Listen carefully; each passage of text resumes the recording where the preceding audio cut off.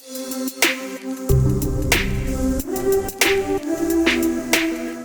Everyone, welcome to Qualimi. मेरा नाम सुमित सौरभ है।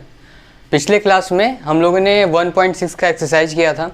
उसमें दो क्वेश्चन ऐसे थे जिसमें हम सब एजम्पशन लिए थे, ठीक है। क्वेश्चन नंबर 3 और क्वेश्चन नंबर 7 में उस एजम्पशन को लेके काफ़ी सारे प्रॉब्लम्स भी आते हैं आगे, तो उसका कंसेप्ट पहले हम सब क्लियर कर लेते हैं, ठीक है।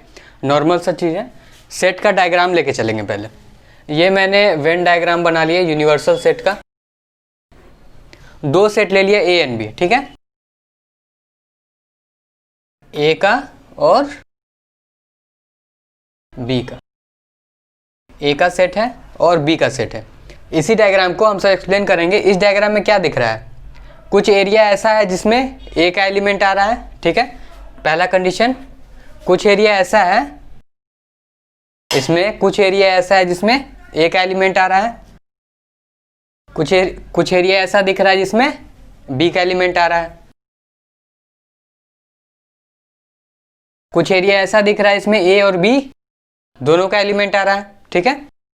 एलिमेंट ऑफ मतलब ए और बी का दोनों का कॉमन एरिया आ रहा है, ठीक है। और एक और चौथा कंडीशन क्या बन रहा है, इसमें ऐसा भी एरिया है जो कि ना तो ए को बिलोंग कर रहा है ना तो बी को बिलोंग कर रहा है, ठीक है। तो जो यूनिवर्सल सेट के अंदर एरिया आ रहा है और जिसमें ना तो ए आ रहा है ना तो बी का पोर्शन आ रहा है, तो उसको क्या लिखेंगे। तो एक चौथा भी कंडीशन बन रहा है जिसमें ना तो ए का एरिया आ रहा है ना तो बी का, मतलब ए का एलिमेंट नहीं आ रहा है ना ही बी का। ये जो एरिया है बाहर का, इसमें ना तो ए का एरिया आ रहा है, मतलब ना तो ए का एलिमेंट आ रहा है ना तो बी का एलिमेंट आ रहा है, और ना ही इन दोनों का कॉमन एलिमेंट आ रहा है। तो क्या कहेंगे, elements neither belong to A nor belong to B, ठीक है। हम सब दो क्वेश्चन देखे थे 1.6 एक्सरसाइज में। क्वेश्चन नंबर 3 उसमें हम सब एज्यूम किए थे, क्या एज्यूम किए थे, यूनिवर्सल सेट जो है वो ए यूनियन बी के अलोंग आ रहा है, ठीक है। तो अगर किसी भी क्वेश्चन में हम लोगों को इस चीज़ के बारे में कोई भी चीज़ अगर नहीं दिया हो, मतलब जो भी एरिया ऐसा है ना तो ए को बिलोंग कर रहा है और ना ही बी को बिलोंग कर रहा है, ठीक है।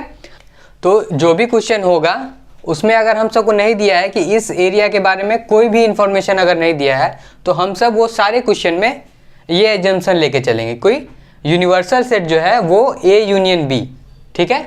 मतलब ये जो डायग्राम है, अगर इस चीज़ के बारे में हम सबको कोई इन्फॉर्मेशन अगर नहीं दिया है क्वेश्चन में, तो हम सब यूनिवर्सल सेट का डायग्राम ये बनाएंगे, ठीक है। ये हो जाएगा यूनिवर्सल सेट का डायग्राम, जो कि होगा U is equal to A union B.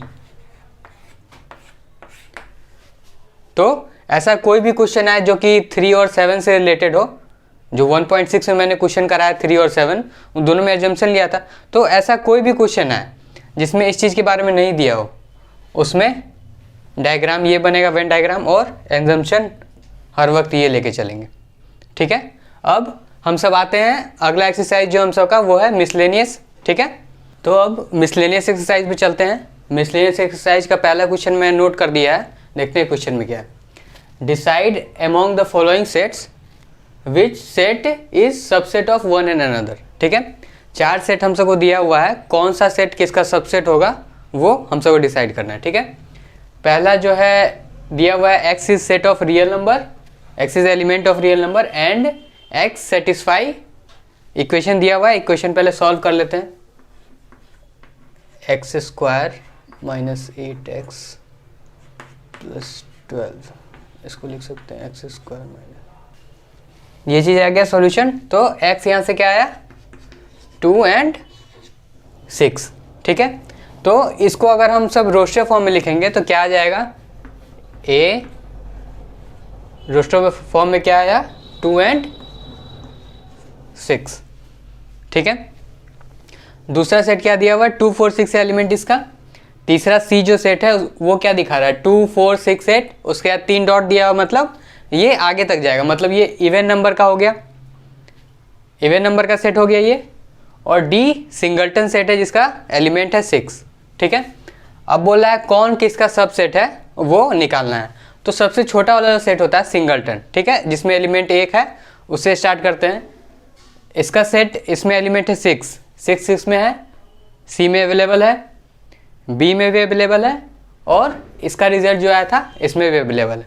तो कह सकते हैं डी इज सबसेट ऑफ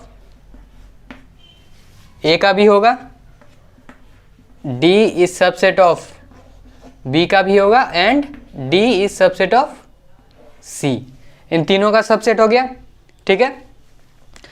इसके बाद किस में सबसे ज़्यादा एलिमेंट है, सेट ए, ठीक है। इस कंडीशन में यहाँ 2 एलिमेंट है, पेयर सेट हो गया ये।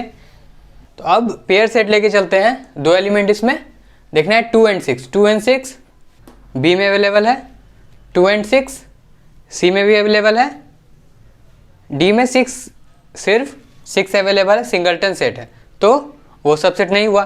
तो इस कंडीशन से ए के लिए क्या हो गया, A is subset of B and A is subset of C, ठीक है। 2 एलिमेंट, उसके बाद उसके ऊपर बढ़ते हैं, ये है 3 एलिमेंट वाला। बी जो है इसमें 3 एलिमेंट है, ये तीनों एलिमेंट सी में अवेलेबल है, ठीक है। ये 2 पेयर का सेट है तो 3 तो एलिमेंट आएगा नहीं इसमें, इसमें भी ये 1 का सेट है तो 3 एलिमेंट नहीं आएगा, तो सिर्फ सी का।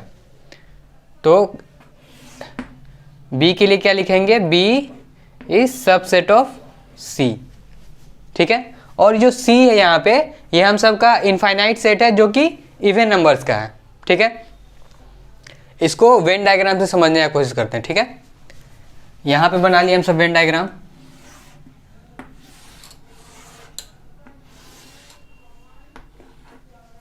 यूनिवर्सल सेट ले लिया, उसी के अंदर जितना भी सेट है वो आ जाएगा। एक तरह से ये सब जितना दिख रहा है वो नेचुरल नंबर लिखा हुआ है, तो यूनिवर्सल सेट मान लेते हैं, नेचुरल नंबर का सेट है, ठीक है। ये मान लिया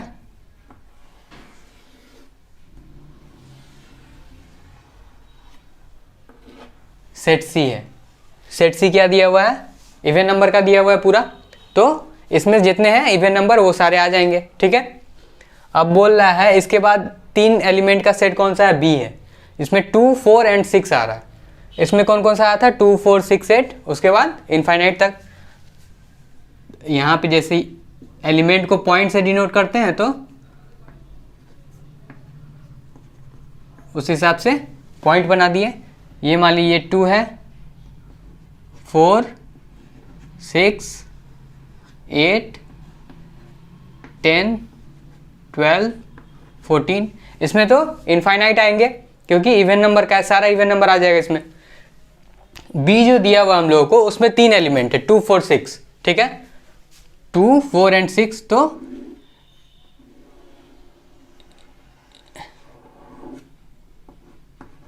इसको सेट बी कर सकते हैं आराम से, ठीक है। और ये इसके अंदर आ रहा है तो सी का सबसेट हो गया, बी हो गया सी का सबसेट, सी के अंदर आ रहा है। उसके बाद आते हैं ए पे। ए में 2 एलिमेंट है, 2 and 6। 2 and 6 इसके अंदर आ रहा है, तो ऐसे भी लिख सकते हैं हम सब।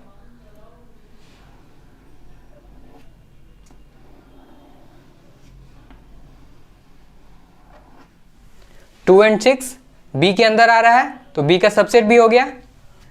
और ये क्या है, ये है आपको सेट ए जो कि बी के अंदर है, तो A is subset of B हमसे निकाला है, A is subset of B and C, तो सी के अंदर भी आ रहा है, दिख रहा है वेन डायग्राम से।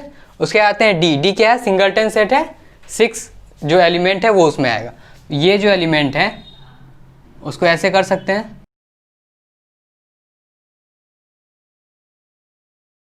इसको क्या कर सकते हैं, ये है डी, ठीक है। डायग्राम से दिख रहा है ए के अंदर भी आ रहा है, बी के अंदर भी आ रहा है और सी के अंदर भी आ रहा है, ठीक है। तो वेन डायग्राम से पता चल गया, तो इसका सॉल्यूशन हो जाएगा ये, ठीक है। क्या लिखेंगे, पहले ये लिखेंगे A is subset of B, A is subset of C, ये पता चल गया। अब बी से आएंगे, B is subset of C, ठीक है। अब डी के बारे में, D is subset of A, D is subset of B and D is subset of C, ठीक है। तो ये हो गया सॉल्यूशन। हम सबको यही डिसाइड करने के लिए कहा गया था कि कौन किसका सबसेट है, तो ये हो गया आपका सॉल्यूशन। उसका वेन डायग्राम प्रूफ हो गया, ठीक है। अब अगले क्वेश्चन पे तब क्वेश्चन नंबर 2 पे आते हैं। क्वेश्चन नंबर 2 में क्या कह रहा है, in each of the following determine whether the statement is true और फॉल्स। हम सबको पता करना है स्टेटमेंट ट्रू है या फॉल्स।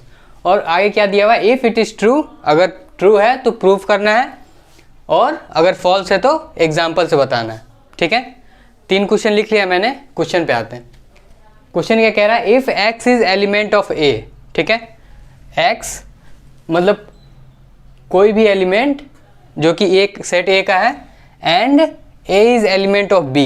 ठीक है, प्रूफ क्या करना है, X is element of B होना चाहिए। ठीक है, तो पहले ये दोनों कंडीशन को, वैसे देखने से लग रहा है ये स्टेटमेंट फॉल्स है, तो ये एग्जाम्पल से पहले समझने की कोशिश करते हैं। ठीक है, एक्स इज एलिमेंट ऑफ ए, मान लिए सेट ए है कोई, उसका एलिमेंट 1 2 मान लिए हम। ठीक है, A is element of B, बोल रहा है बी के अंदर ए क्या है यहाँ, set A is element of B. ठीक है, तो उस कंडीशन से क्या बनेगा यहाँ पे, ये आ गया। और मान लेते हैं कोई और भी एक एलिमेंट होगा इसके अंदर बी। ठीक है, तो ये दोनों कंडीशन फॉलो कर लिया। अगर हम एग्जांपल लेके चलते हैं, x इज एलिमेंट ऑफ ए, कह सकते हैं 1 इज एलिमेंट ऑफ ए, ये क्या दिया हुआ है, a is element of b होना चाहिए, तो a आ गया इसमें। ठीक है, यहाँ पे कहीं से दिख रहा है 1 इज एलिमेंट ऑफ b, ये दोनों कंडीशन सेटिस्फाई कर रहे हैं हम लोग, लेकिन 1 इज एलिमेंट ऑफ b नहीं आ रहा है, एलिमेंट नहीं है कहीं पर भी 1 इसका। ठीक है, तो ऐसा कुछ कंडीशन ऐसा होगा जिसमें ये जो कंडीशन है, जैसे अगर यहाँ पे मैं 1 लिख दूँ, अगर यहाँ पे 1 लिख दूँ तब ये सेटिस्फाई कर गया। तो कुछ कंडीशन में सेटिस्फाई कर रहा है, कुछ में नहीं कर रहा है। लेकिन ये दोनों कंडीशन अगर यहाँ 4 भी रहेगा फिर भी सेटिस्फाई करेगा।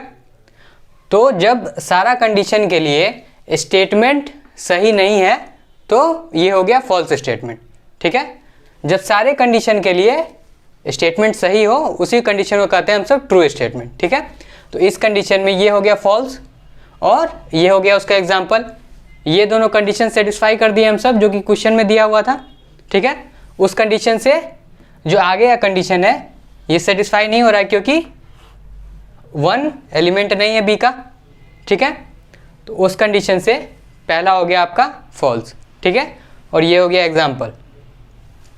अब दूसरे क्वेश्चन पे आते हैं। दूसरा क्वेश्चन क्या कह रहा है, A is subset of B. ठीक है, और B is element of C. B एक सेट है, ठीक है, वो है सी का एलिमेंट। तो ये जो 2 चीज़ लिखा हुआ है उसको पहले हम सब एग्जाम्पल से देख लेते क्या होगा।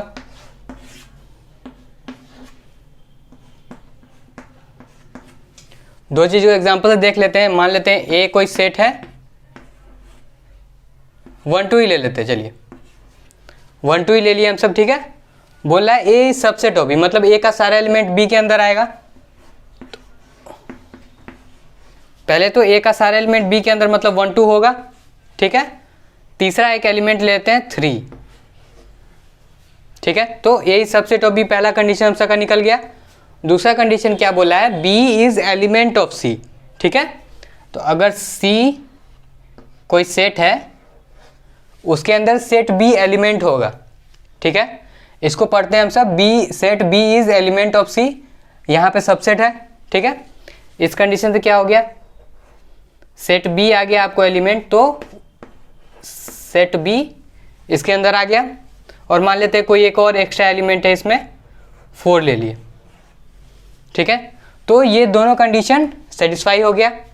अब क्वेश्चन क्या पूछ रहा है, उन दोनों के बाद क्या होना चाहिए, ए इज एलिमेंट ऑफ सी। ठीक है, इस कंडीशन से ए कौन सा सेट है, 1 2 है, इसमें 1 2 एलिमेंट कहीं दिख रहा है, नहीं दिख रहा है। तो इस कंडीशन से क्या आ गया, इसमें ये भी हो गया हम सबको फॉल्स स्टेटमेंट। ठीक है, क्योंकि सारे कंडीशन के लिए ये सही नहीं है तो ये फॉल्स स्टेटमेंट हो गया। पहला वाला ही फॉल्स था, उसका एग्जाम्पल, दूसरा वाली फॉल्स है, उसका ये एग्जाम्पल। ठीक है, अब आते हैं तीसरे क्वेश्चन पे। तीसरे क्वेश्चन में क्या दिया हुआ है, A is subset of B. ठीक है। उसके बाद दिया हुआ है बी इज सबसेट ऑफ सी, पूछ रहा है हम सबको ए इज सबसेट ऑफ सी होना चाहिए या नहीं होना चाहिए। यहीं पे जो पहले बताया था क्वेश्चन, उसी में एक बार चेक कर लेते होता क्या है। 1 2 सबसेट बी का है, ठीक है। यहाँ पे दूसरा कंडीशन क्या कह रहा है, B is subset of C, ठीक है। इन दोनों कंडीशन को ही एग्जांपल लेके चल रहे हैं। यहाँ पे दिया हुआ है A is subset of B, दूसरा कंडीशन ये है B is subset of C, मतलब बी का सारा एलिमेंट सी के अंदर आना चाहिए। यहाँ से एलिमेंट कौन कौन सा है, 1 2 3, तो 1 2 3 पहले ले लिए, ठीक है। अब एक एक्स्ट्रा मान लेते हैं 4 एक एलिमेंट है जो कि इसके अंदर है, तो ये दोनों कंडीशन, ये कंडीशन यहाँ से आ गया, ठीक है, और ये कंडीशन इन दोनों का मैच कर गया। अब बोल रहा है ए इज सबसेट ऑफ सी होगा कि नहीं, मतलब ए का सारा एलिमेंट सी के अंदर अवेलेबल होगा या नहीं, ठीक है। तो ए का कौन सा एलिमेंट था, 1 और 2, ठीक है, 1 और 2 दिख रहा है यहाँ पे, मतलब ये स्टेटमेंट ट्रू है, ठीक है। अब इसको हम सबको प्रूव करना है, ये स्टेटमेंट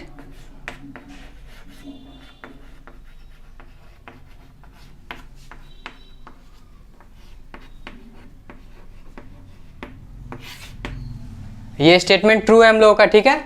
अब बोल रहा है जो statement if it is true prove it, ठीक है, हम सबको प्रूव करके चलना है। बोल रहा है A is subset of B, अगर हम सब मैथमेटिकल टर्म से समझें, अगर लेट एक्स जो कि सेट ए का एलिमेंट है, मान लिए जितना भी ए का एलिमेंट है एक्स, और ये कंडीशन हम सबको दिया हुआ है, तो ये होता है दिस इम्प्लाइज, मतलब अगर x ए का एलिमेंट है, दिस इम्प्लाइज x बी का भी एलिमेंट होगा, क्योंकि सबसेट है, मतलब ए का सारा एलिमेंट बी में होगा, तो x अगर ए का एलिमेंट है तो x बी में भी अवेलेबल होगा, ठीक है। और दूसरा क्या कंडीशन दिया हुआ है,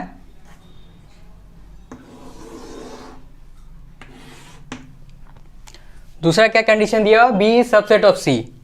तो मान लेते हैं यहां से क्या कंडीशन दिख रहा है हम लोगों को, x जो एलिमेंट है a का वो b में अवेलेबल है, ठीक है।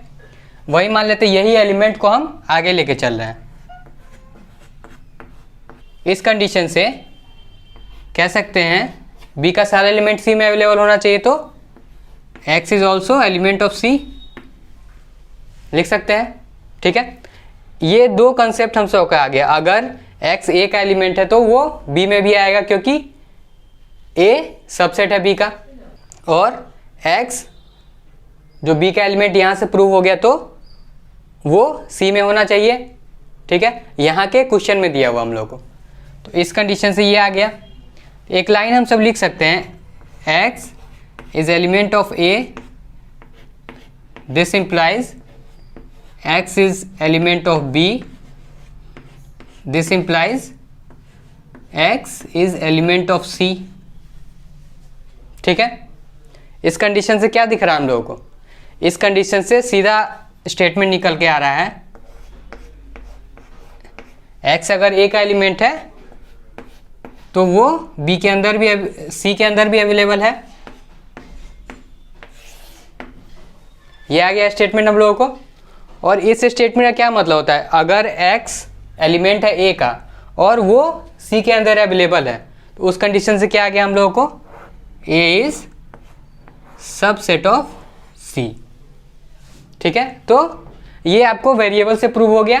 तो अब हम लोग अपने अगले क्वेश्चन पे आते हैं। अगला क्वेश्चन क्या है, क्वेश्चन नंबर 4 में क्या बोल रहा है, if a is not subset of b and b is not subset of c, ठीक है। a b का सबसेट नहीं है और b c का सबसेट नहीं है, क्या प्रूव करना है हम सबको, a is not subset of c। इस कंडीशन से ये स्टेटमेंट ट्रू है या फॉल्स है, पहले तो चेक कर लेंगे हम सब।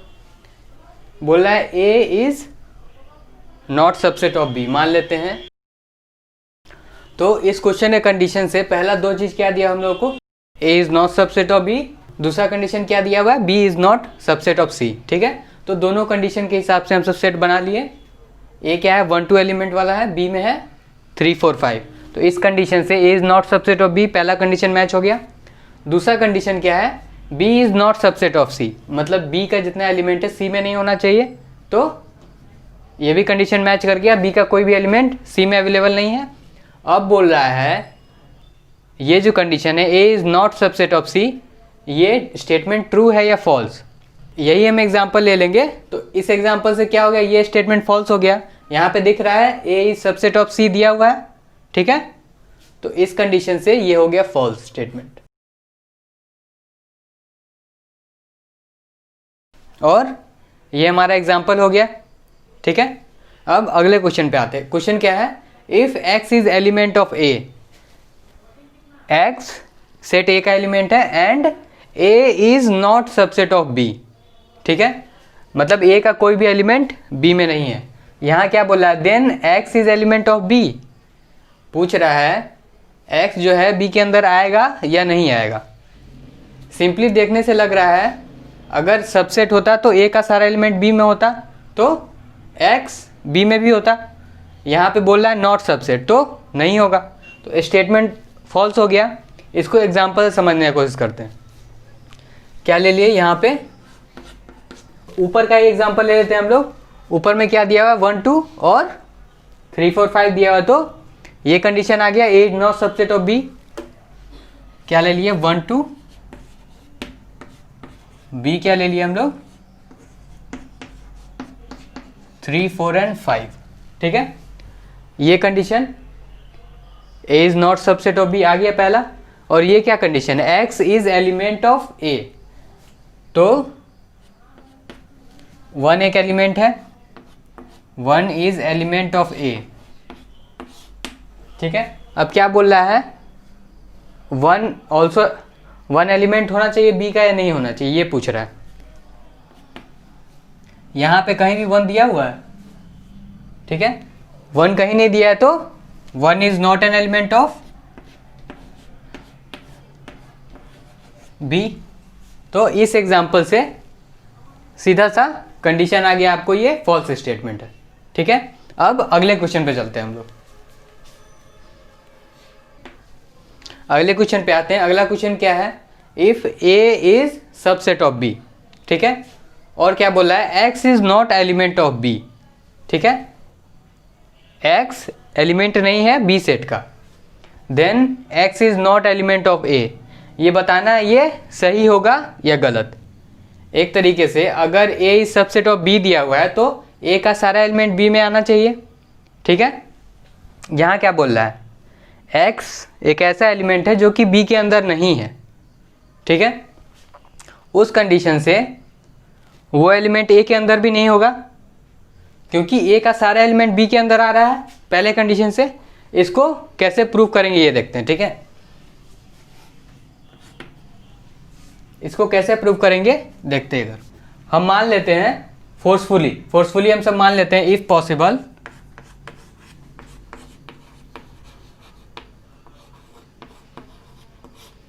इसको कंट्राडिक्शन से सॉल्व कर रहे हैं, ठीक है। इफ पॉसिबल लेट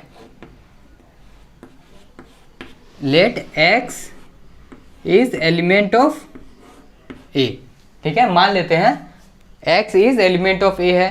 पहला कंडीशन क्या दिया हम सबको, a is subset of b, तो जितना भी एलिमेंट a का होगा वो सारा b के अंदर अवेलेबल होगा। तो this implies x is available in b, या जो एलिमेंट है a का वो सारा b में अवेलेबल है पहला कंडीशन से। तो इस कंडीशन से क्या आ रहा है हम सबको, x is element of a, this implies x is also element of b, ठीक है। तो ये एक तरह से कंट्राडिक्शन हो गया। इस कंडीशन से क्या है हम सबको, x is also element of b, लेकिन क्वेश्चन में हम सबको क्या दिया हुआ है, दूसरा कंडीशन दिया हुआ है जिसमें x is not element of b दिया हुआ है, ठीक है। तो ये कंट्राडिक्शन हो गया, this contradicts the condition that x is not element of b, तो then x is also not element of a। इसको एक एग्जाम्पल से भी समझ लेते हैं। ए क्या आ गया, 4 5 एलिमेंट है ए का। पहला कंडीशन क्या बोल रहा है, A is subset of B, ठीक है। तो 4 5 इसमें अवेलेबल है तो हो गया ए सबसेट ऑफ बी, पहला कंडीशन फॉलो हो गया। दूसरा क्या कह रहा है, x is not element of b, ठीक है। तो b के बाहर का कोई एलिमेंट ले लेते हैं हम लोग, मान लेते हैं 8, ठीक है। तो 8 एलिमेंट नहीं है b का, a is not element of b, a is not element of b। इस कंडीशन से ये a में भी नहीं है, तो आ गया same condition, hence 8 is also not an element of a, ठीक है। ये कंट्राडिक्शन से ये कंडीशन आया था। पहला पॉसिबिलिटी क्या आ रहा था इस सबसेट ऑफ b से, अगर x a का एलिमेंट है तो वो b का भी एलिमेंट होगा, तभी ये कंडीशन फॉलो करेगा।